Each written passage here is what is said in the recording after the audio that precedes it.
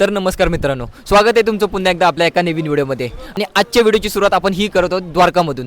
तर मागच्या व्हिडिओमध्ये तुम्ही बघितलेच असेल की आपण सोमनाथ पूर्ण दिवस एक्सप्लोर केलं होतं आणि आज आपण एक्सप्लोर करणार आहोत पूर्ण दिवस द्वारका।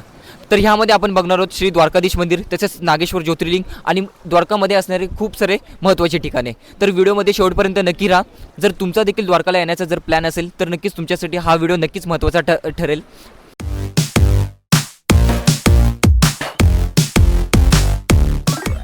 तर फायनली आता वाजलेत सकाळचे 6:15 आणि 6:30ला आता मंदिर ओपन होईल। तर आता लाईनीत लागायला चालू आहे। तर द्वारकाधीश मंदिरच्या बाजूलाच आपली रूम आहे, तर इथून फक्त वॉकिंगवरच आलो आहे। तर सकाळी गर्दी चेक करा, सकाळ 6:15 वाजलेत आणि गर्दी बघा।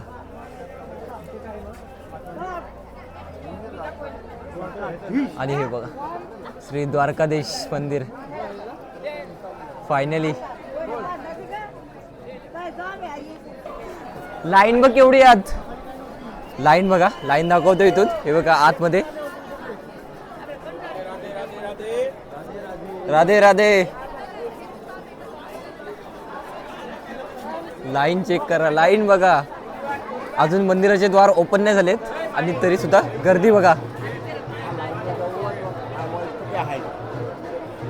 तर आता आतमध्ये मंदिरामध्ये मोबाईल तर अलाव नाहीये। तर आता इकडे बाहेर लॉकरची सुविधा दिली आहे सगळीकडे, तर तिथेच तुम्हाला आता ठेवायला लागतील मोबाईल वगैरे। तर आता लाईन तर मागे गर्दी पण बघू शकता तुम्ही किती आहे। तर आता मोबाईल ठेवून जाऊया मग आत दर्शनाला आणि बघूया किती टाईम लागतो आपल्याला दर्शनाला। बाहेरून सांगतो मी तुम्हाला सगळं काही। तर आत्ताच आपण जस्ट मंदिरातून बाहेर आलोय दर्शन करून आणि बाहेरून मोबाईल घेऊन आलोय। तर आणि आत्ता शूट करतोय। तर खरंच सांगतो एवढा भारी एक्सपिरियन्स होता ना की मी शब्दात सांगू शकत नाही।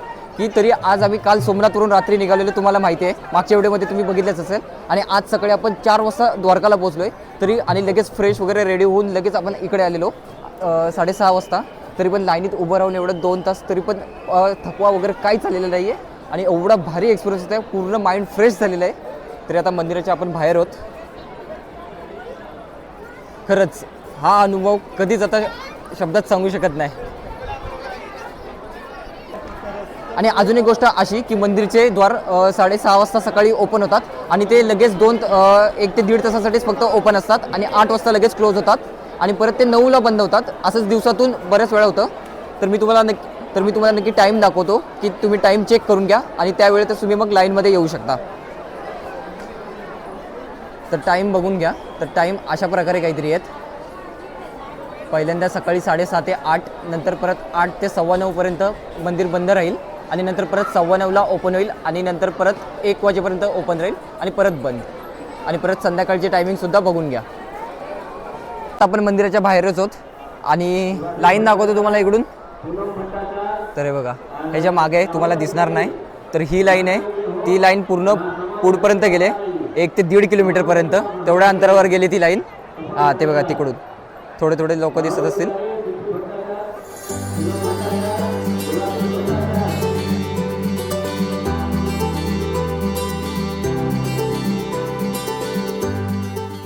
तर मंदिराच्या बाहेर अजून गर्दी बघा किती आहे, पूर्ण चारी बाजूनी मंदिराच्या पूर्ण लोकांची गर्दी आहे। इथून ते पूर्ण तिकडे शेवटपर्यंत 1 किलोमीटरपर्यंत पूर्ण लाईन गेलेली आहे।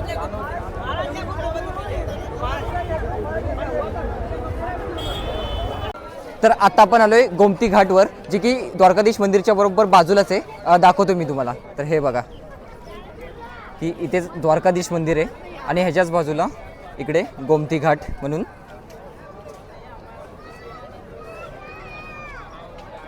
तर अजून एक गोष्ट ही अशी की आपण मंदिरात ज्या लाईनने दर्शनाला गेलेलो ती मंदिराची समोरची बाजू होती, परंतु मंदिराच्या मागच्या बाजूला सुद्धा दर्शनासाठी लाईन आहे। तर ती लाईन केवढी आहे ते बघा तुम्ही। तर हे बघा मंदिर इथे आणि ही लाईन आहे आणि ही लाईन पूर्ण मागेपर्यंत गेले। तर बघा, तर गर्दीचा अंदाज तुम्ही ह्या लाईनवरूनच लावू शकता की किती गर्दी आहे। बघा पूर्ण पुढपर्यंत लाईन गेलेली आहे। जर मंदिरात दर्शनाला जात असेल तर सकाळी 6 वाजता किंवा 5 वाजताच उठून लाईनला लागा, म्हणजे तुमचं 1-2 तासात दर्शन होऊन जाईल पूर्ण।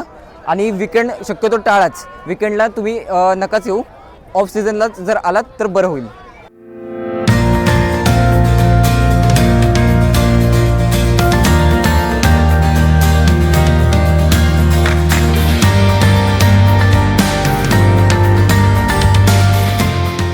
तर द्वारकाधीश मंदिरामध्ये आपलं दर्शन झालेलं आहे. तर आता आपण इकडून चालेल नागेश्वर ज्योतिर्लिंगला दर्शन करायला आणि तिथून जाणार आहोत. साहिल बीचचं नाव काय रे त्या? शिवराज बीच ना. हां, तर नागेश्वर ज्योतिर्लिंगमधून तिकडून जाणार आहोत शिवराज बीचला. आणि द्वारकाधीशपासून नागेश्वर ज्योतिर्लिंगचं डिस्टन्स 17 ते 20 किलोमीटर एवढं आहे. तर इथून तुम्हाला द्वारकाधीश मंदिराच्या बाहेरूनच इस्कॉन गेट म्हणून आहे, तर तिथून बाहेरून तुम्हाला शेअरिंगसुद्धा अवेलेबल होतील किंवा तुम्ही तुमची पर्सनल रिक्षा किंवा ऑटो वगैरे करून जाऊ शकता डायरेक्ट. शेअरिंगनी जर गेलात तर तुम्हाला 40 रुपीज पर पर्सन पडेल आणि जर ऑटोने जर पर्सनल गेलात तर 500-600 एवढं पडेल तुम्हाला.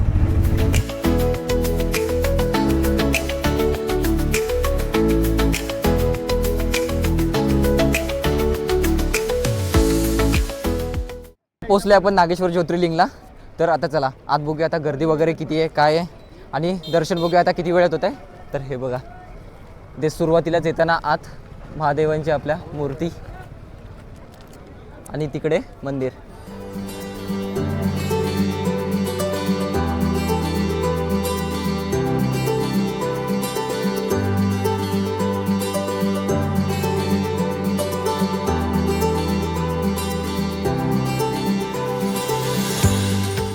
आता आपण एंट्री केली, आता लाईनमध्ये आहोत. तर लाईन ते एवढी वाटत नाही आहे, गर्दी काय एवढी वाटत नाही आहे ते पटापट चालली लाईन. फायनली आपल्या 7व्या ज्योतिर्लिंगचं दर्शन होतं आहे आपल्याला. हे बघा, अनंत है शक्ति तेरी महादेव वरर, हिमालय की चोटियां गूंजे शिव के स्वर स्वर, गले में सांप लिपटा चंद्रमा जड़ा माथे पर, तेरी महिमा अपरंपार करे सब सर झुका कर. ओम नमः शिवाय, ओम नमः शिवाय, जीवन में जो भी पाए तेरा ही वरदान पाए. हर हर महादेव, हर हर. आलोय आपण आताच मंदिरातून दर्शन करून बाहेर. तर जास्त काही टाईम लागला नाही, फक्त अर्ध्या तासाच्या आतच आमचं दर्शन झालं. तर आता बाहेर पडतोय आणि बाहेर पण बघू शकता तुम्ही 1-2 मंदिरं अजून आहेत, जसं की हे श्री शनिदेव महाराज मंदिर आणि बाजूचा परिसर पण बघू शकता तुम्ही.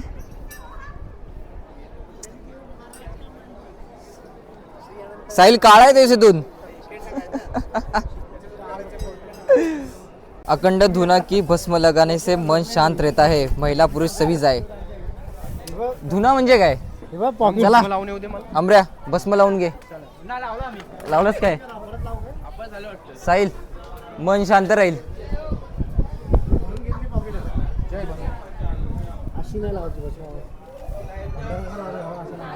विशाल मला लावतोस काय? लाव लाव लाव. बस बस बस.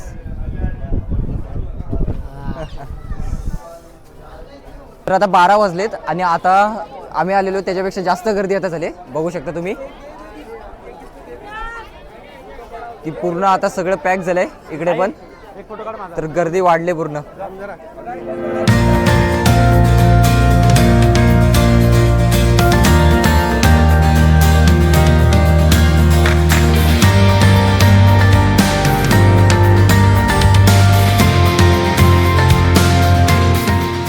तर आता नागेश्वरवरून आपण निघालोय आणि आता चाललोय डायरेक्ट शिवराजपूर बीचला, जे की नागेश्वरवरून शिवराजपूरचं डिस्टन्स आहे टोटल 20 ते 22 किलोमीटर.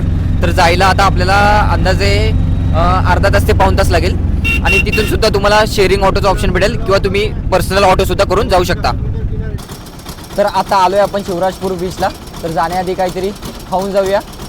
तर मॅगी ऑर्डर केले, तर मॅगी वगैरे आता खाऊन डायरेक्ट जातोय आपण बीचला.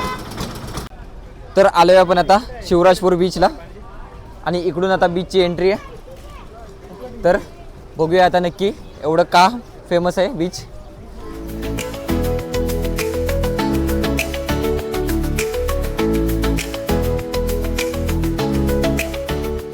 त्यांना असं बघतोय की कुठल्या तरी बीचवर जाण्यासाठी तिकीट आहे. तर बघूया नक्की आता ही तिकीट कशासाठी आहे. 1.5 किलोमीटर चालायला लागेल म्हणला. ही अशी चित्र. तर पर पर्सन तिकीट बघा, इकडे तिकीट काउंटर आहे आणि पर पर्सन तिकीट 30 रुपये तिकीट. चला विशाल आला तिकीट घेऊन. विशाल बघू. विशाल हवा वाटतेस राज. साहिल काय वाटते बीचवर जायला पहिल्यांदा तिकीट बघतोय? हो मग निळा पाणी आहे म्हणून आपल्याला तिकीट काढून जावं लागतं. बघा अमर बोललाय साहिल की निळा पाणी भेटेल आपल्याला. आज माझ्यामुळे तुम्हाला हे निळं पाणी भेटणार आहे. तर तिकीट घेतलेली आहे आपण आणि आता एंट्री गेले तर उग्या इकडून आता बीचला एंट्री आहे. अरे भाई साहब चांगलं घेऊ 30 रुपये वसूलेत. साहिल सांग आता आवरलं काय ते. निळं पाणी दाखव. निळं पाणी बघायचं होतं ना. समुद्र बघा पाणी बघा. थांबा इकडून दिसेल की नाही माहिती नाही. पुढे जाऊन दाखवतो.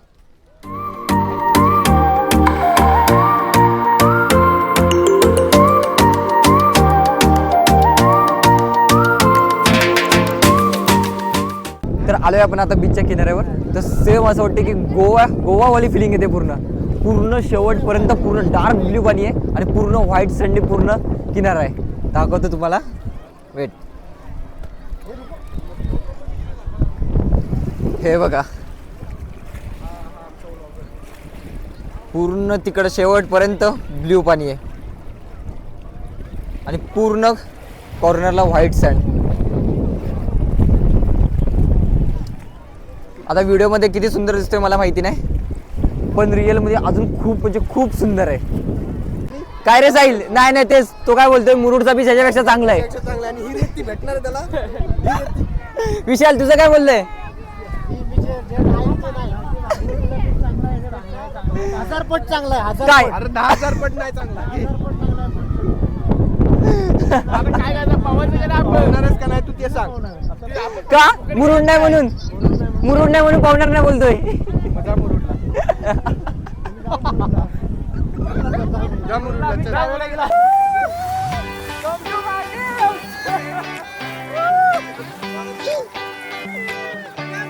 पाणी गार बघा. ए बाबा खोलाय पुढे.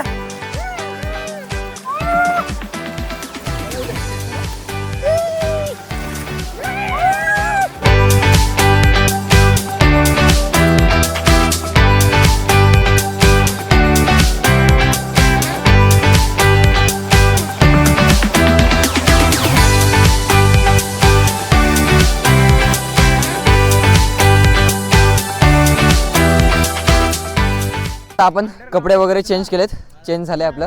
तर आता निघतो आता बीचवरून.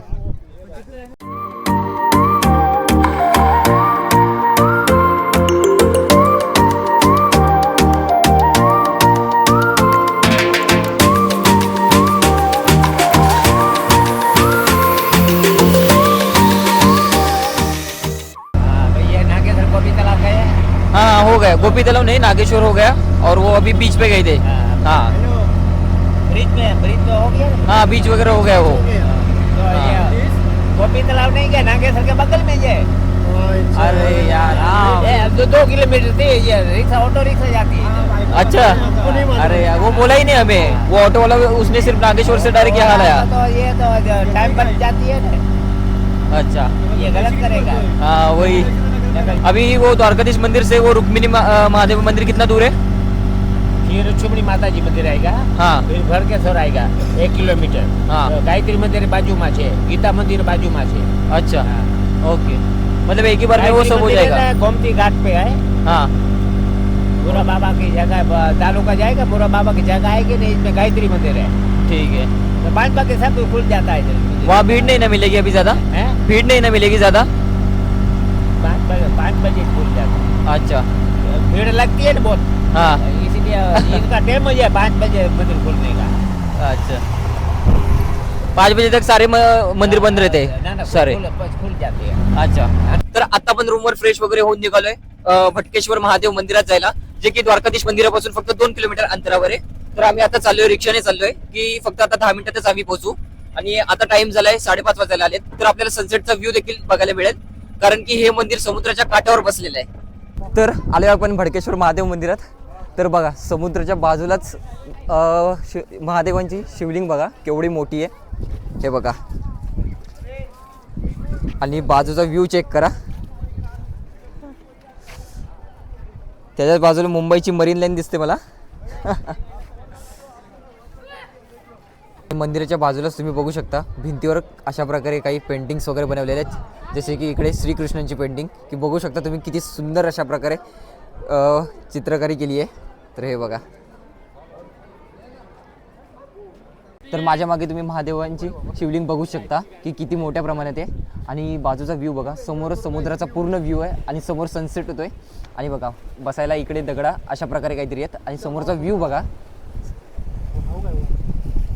हे बघा अशा प्रकारे इकडे दगड दिलेले आहेत आणि इकडे समोरच पूर्ण समुद्राचा व्ह्यू आणि असा सनसेट बघू शकता. चारही बाजूनी पूर्ण सुंदर असा व्ह्यू आणि इकडे आपले महादेव.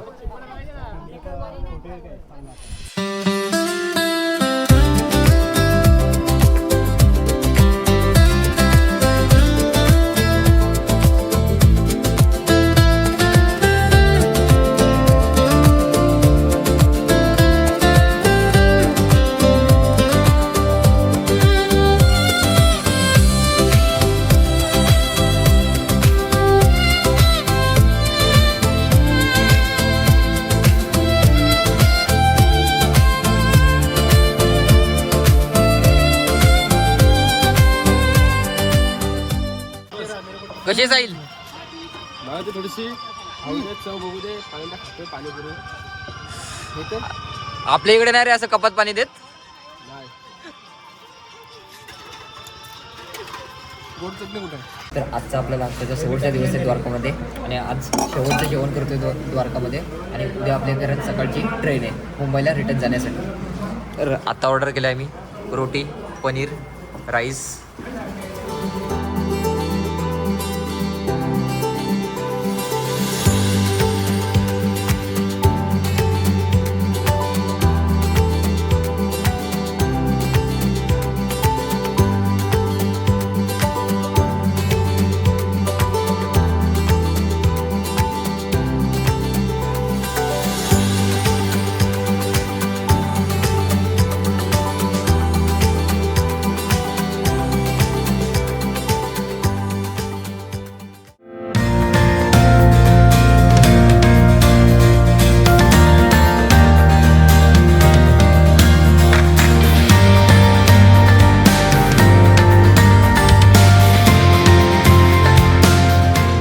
तर सर्वप्रथम मी तुम्हाला रूमबद्दल सांगतो. तर तुम्हाला माहितीच आहे की आपण 4 वाजता इथे द्वारकामध्ये उतरलो आणि तिथून आम्ही रूम शोधतोय.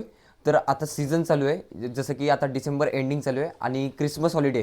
तर आता सगळीकडे म्हणजे सगळे हॉटेल्स, धर्मशाळा आणि आश्रमसुद्धा सगळीकडे पर नाईट प्राईस 24 तासासाठी ही 5,000 आहे. आत्ता आम्ही सगळे आश्रम, धर्मशाळा, हॉटेल्स सगळं काही चेक केलं. तर अर्धा 1 तास आम्ही सगळीकडे फिरत होतो हॉटेलसाठी. तर कुठेच आम्हाला 5,000च्या खाली हॉटेल एकही भेटलं नाही. सगळीकडे हॉटेलची प्राईस सेम होती, स्टार्टिंग प्राईस ही 5,000 इतकी होती.